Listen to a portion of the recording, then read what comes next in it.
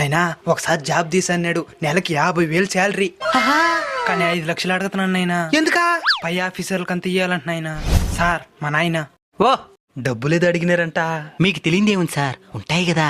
సరే 5 లక్షలు కాదు 10 లక్షలు తీసుకోండి. కానీ డబ్బులు మాత్రం జాబ్ వచ్చిన మరు క్షణం ఇచ్చేస్తాం.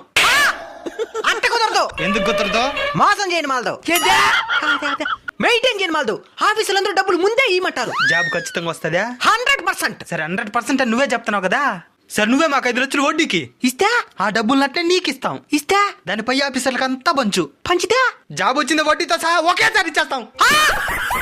ఒకవేళ మేము మోసం చేసినావు అనుకో, ఆ బాండ్ పేపర్ తీసుకొని పోయి నువ్వు కేసు పెట్టచ్చు.